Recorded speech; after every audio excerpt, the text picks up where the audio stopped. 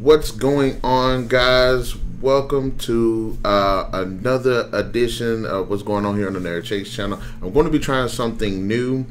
This series is going to be called Streamline Podcast, and this one is going to be me just giving my personal thoughts on certain things. And this by no means is going to be a replacement for Breaker Debates. It would still have Breaker Debates, but just in case, it also helps that if we can't have Breaker Debates, then I'll still have these podcasts to be putting up. I'm going to be working on putting these series up possibly twice a week, Tuesday and Thursday, just like we're going to be trying to do a podcast of Breaker Debates on Tuesdays as well as Thursdays. But as I said, this one mainly is going to be me, but like we're going to keep on with the Breaker Debates. And in fact, I think we got one scheduled for tonight too after this. This is the first episode, and thank you guys for watching and attending it. And in this one, I wanted to talk about the Final Fantasy battle systems, and I wanted to compare the battle systems with some of the games. Mainly, it's going to be Final Fantasy. Well, it's mostly the traditional style, which is going to consist of Final Fantasy VII and 9. There's going to be what's going on in 10, 13, Type 0, and 15. Now, each one, when it comes to the Final Fantasy series, each game does introduce a lot of new elements. The battle systems change from time to time, but they mainly somewhat stay the same as a strategy game. In the Final Fantasy VII and 9, it's the traditional ones. So there's, for each character, whether it's your playable characters as well as the enemy types, there's a time bar that counts down to when they're able to have their commands input, so the character can attack or defend or use an item or something like that. In the traditional style, players can control all of their characters. They have a big roster of characters, and typically they have to make teams, so it helps with the strategic value of the combat. This is known as the active time battle. So while you're actively playing the game and you're having a battle, of course, the time limit goes down. When it does get there, you can actually get your players to do something, but this also affects the enemy types too. That is something that I did grow up liking since I played Final Fantasy VII, and it's a great combat system. In Final Fantasy X, there's what we call the conditional turn-based system, and in this one, there isn't really a time bar. What it really is that everybody has like a turn, and based on certain statistics and stuff like that, pretty much says who goes first. And in this one, which I think was really neat, instead of players having to choose certain characters from their team, they have a complete access of their team in battle. And I believe it's about 7 characters total. So even though there's 3 on the screen, the characters can be switched out at any time. So there is that. And also, since there is no time battle, the game somewhat pauses to keep trying to figure out how to say it. It basically just pauses the game until you make a turn. Now, in the previous combat system, with the timer and everything, yes, if you don't make a move, the bad guys can still hit you when their timer goes. So in this one, nobody can make a move until everybody's turn. The players all got their turns going, so to see how that would go. Which I will say, like I said, the access to all of the other characters does make the game feel really unique. It does make it feel more like a team-based combat system, where it's not, okay, I got 7 people, I had to take 3, and it does kind of take away from that strategic element in certain ways, but each one of these characters does contribute something different to the fighting, and it does work for that game. So as far as having access to all your characters, I think that was a great addition and a different change and a refreshing take on the combat system. We have Final Fantasy XIII, and in Final Fantasy XIII, there is it's a form of the active time battle, but it's completely overhauled and it's completely different. In this game, battle system focuses on the paradigm system, and in the paradigm system, there are 6 roles that players can assign to certain characters, and And the paradigms has 3 for each role that you give a character. There are like 3 in the set. Yes, yeah, you have 3 roles in each set, and you use that for basically strategy. There are 6 roles. There's the let me see. I got it written right here. The commando, which is the warrior and basically the offense, the physical offense. You have the Ravager, and as well as the medic. And of course, the Ravager is black magic. The medic is white magic for healing.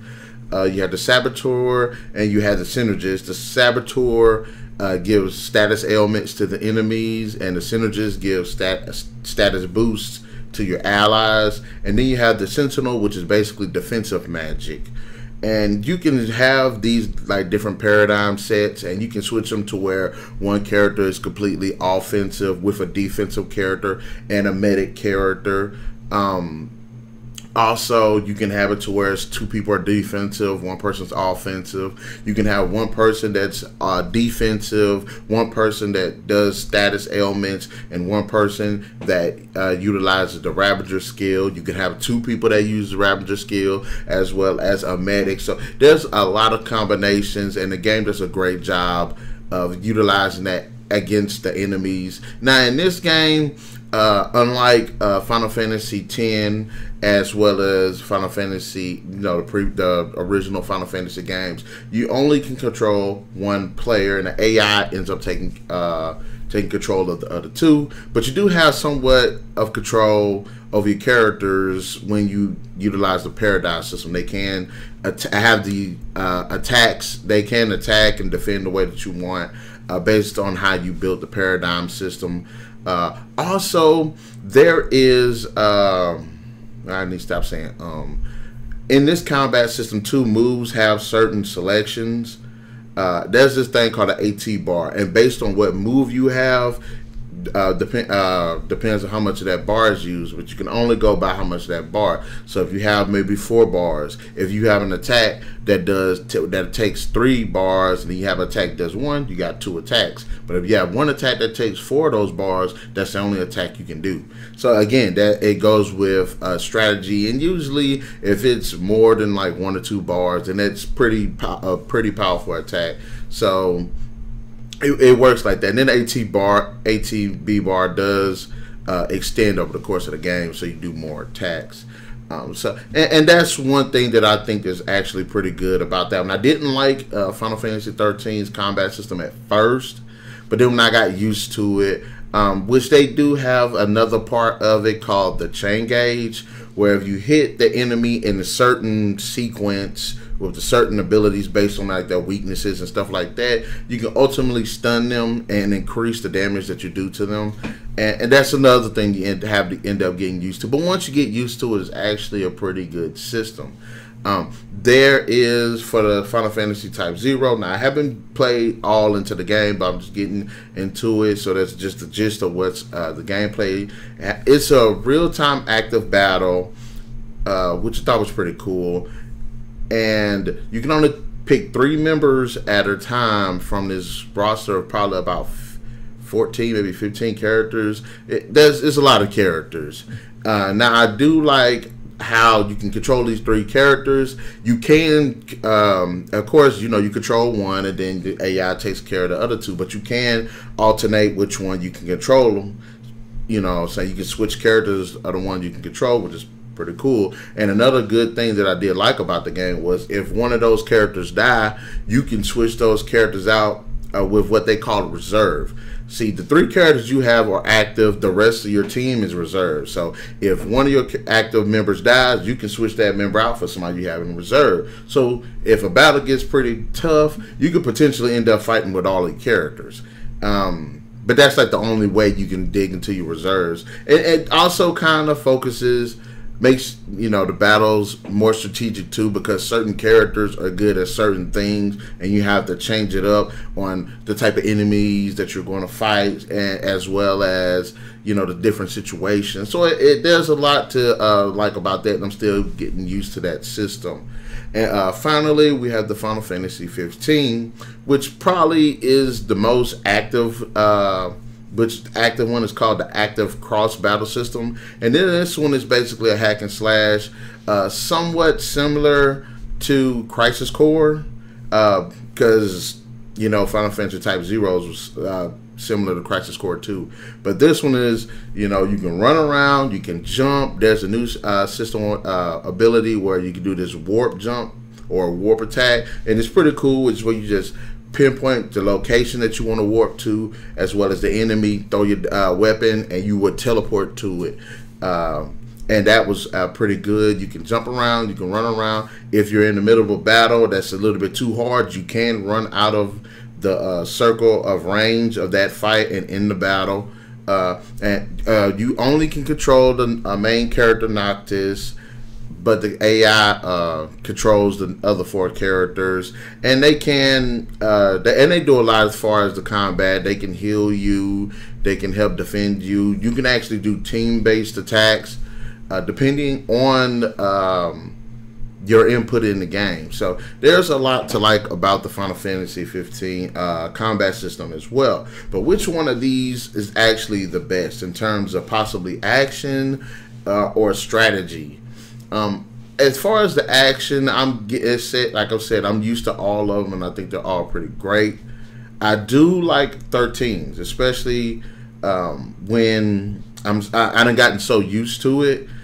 I remember when I was making a video about the Final Fantasy VII Remake, and somebody made a comment saying that they should switch the combat system from the original traditional Final Fantasy turn-based to that 13. I said I disagreed, but having gone back and played the game, I actually kind of agreed. Now, we have seen in the Final Fantasy VII Remake combat system more similar to that of Final Fantasy 15, and I'm not sure how this is going to go. Mainly because in Final Fantasy 15 you can only play with one character, whereas in Final Fantasy 7 you play with all of the characters. So is this going to be a switching between the characters? I don't know. And I think it was one scene where you could actually see them take control of another character.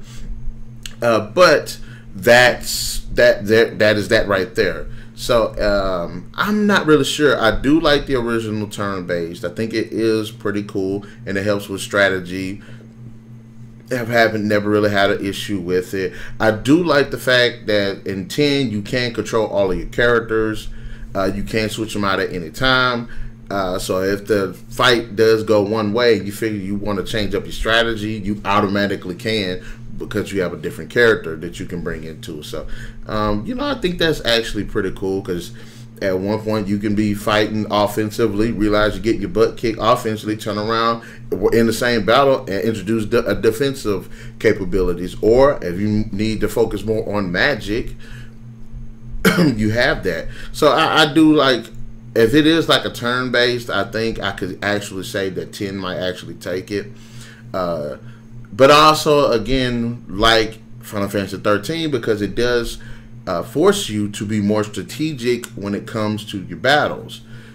And I like the presets that you can do. Okay, and one character I have as an attacker, the other one be a defense, and the other one would be a healer. Or I can have one person, the strongest person, attack, because you can switch between this. You can pick which character you want to play as. So I can decide to have this person be an attacker, and I have this person have the synergist to boost up their status ailments. I mean, boost their stats, and then have one person have status ailments against the enemy, and then you can change them at any time during battle. So that's actually I kind of do like that, because it's very strategic. If not for anything, I probably would say that one probably is the most strategic combat system out of all the Final Fantasies that I've played so far. But like I said, I'm only focusing on these right here, these 6, which technically 5 combat systems. The only reason that I said Final Fantasy VII and Final Fantasy IX is because I was going to mention the summoning system, and in Final Fantasy VII anybody can summon depending if they get the material or not, and in Final Fantasy IX only 2 people can summon. But I just mainly going to keep it as the traditional turn-based. I do find also that in the Final Fantasy 13, the fact that your characters kind of move about the board does make it more interactive, you know, as well as the cameras that pan around and zoom in and stuff. I think that actually is pretty good. Also, I do think Final Fantasy 15 might be the most interactive because you're actually controlling everything that's going on. You have to run, you have to dodge, you have to use the items, you can warp, you can change your weaponry, you can help your teammates up when they're down. So you can actually just interact with the levels, with the areas too. So as far as the action-based, I guess you could say that 15 it does take the cake. I do like Type Zeros mostly because you do have somewhat access to all of these characters, and you have a lot of different characters. That's another thing too. Now, whether it hurt the story, I'm not sure, but as far as the combat, it makes it very diverse. All of them have different weapons. All of them have different techniques. All of them use different abilities. So there's a lot to that too, but I'm not really sure. I do like them. I think they're all great games. Again, I haven't beaten 15 yet, and I hadn't beaten Type Zero, but I don't know. I don't really know. I really like them. I don't know. I mean, it's kind of a bummer when you're playing 15. If you've played 7, 9, and 10, it's kind of a bummer because you don't have access to all of those characters in the other games. But the AI does work well enough for you to be more strategic with the one character that you do have. In that way, it does feel a little bit more limited because you can't control these other characters. But I think it works for the turn-based to control the other characters, and it's a bit harder to work on that while you're playing in this more action, this real-time action. But I still think that if you're able to control all these characters, you can actually, it should be no problem to be able to switch characters with the real-time action. So that is kind of a drawback. You can only control one character at a time in the battles. But then again, it does help a lot if the AI is, you don't have to worry about the your other companions like that, about their moves and stuff. Possibly, like I said, with Final Fantasy 13, if you have somebody that's preset to heal, you don't have to worry about healing nobody. You have somebody that's preset to use the status ailments against your enemies, you don't have to worry about that. Also with Final Fantasy 15, you don't have to worry about your companions. They'll take care of themselves most of the time. When one gets down and you can't get to them, most of the time the other AI will run over there and pick them up. Or if you get down, they'll come get you too. Final Fantasy Type Zeros like that too, where you ain't got too much worry about your companions. They'll take care, and it's cool. Like if you're sitting here just hacking at this one guy, and then these two sitting there taking care of the other guys, that works out a lot. But I haven't said that. I mean, I guess it's a preference between the games, because for each game, those battle systems do work, and it's kind of hard to imagine if they actually could cross over into the next one. But having said that, you know, I've been sitting here rambling about this, and I still hadn't come to a decision. But hopefully, one day in Breaking the Base, I can get somebody to talk to me about what they think about which one of these combat systems is the best and for what game, and if they could potentially cross over into another game. But anyways, guys, in the comment section below, let me know, what did you think about this first episode of the Streamline podcast?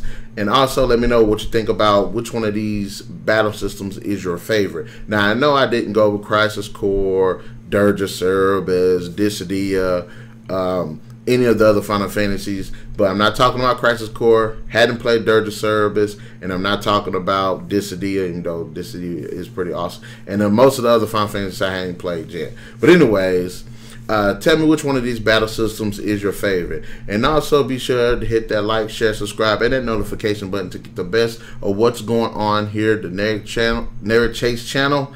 And I'll catch you guys later. Narik Chase is out.